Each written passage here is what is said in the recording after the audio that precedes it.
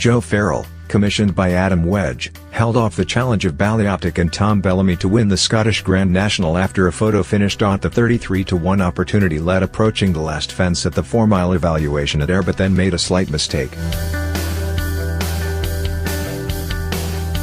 It allowed Ballyoptic, 9-1, to move up and challenge, but Joe Farrell just managed to hold on. It was a first winner in Scotland for Welsh trainer Rebecca Curtis, who also part owns the horse. Third went to Vintage Clouds, 12-1, ridden by Danny Cook, while Noel Felly and Doing Fine, 12-1, were fourth. The 7-1 favourite Fagan, trained by Gordon Elliott, who had been hoping to complete a Grand National treble, having won last weekend's Aintree Showpiece and the Irish equivalent earlier this month, never really featured. Vicente, trained by Paul Nicholls and ridden by Sam Twiston-Davis, had been chasing a hat-trick of wins in the race and did challenge briefly but faded out of contention late on.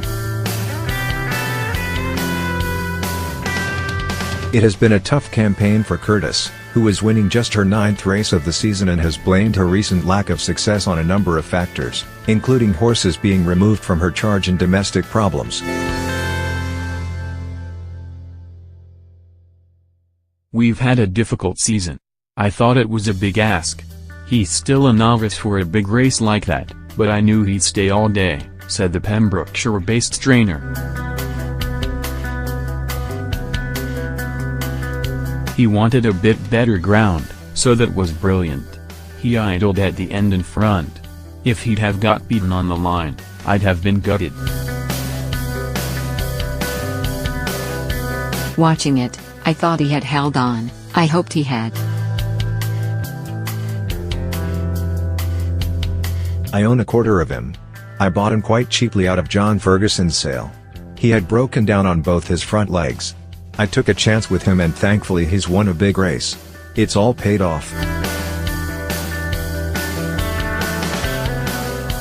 A potentially very significant success for Rebecca Curtis, who claimed just her 9th win of a disappointing season. She had 30 last time and 45 as recently as 3 years ago.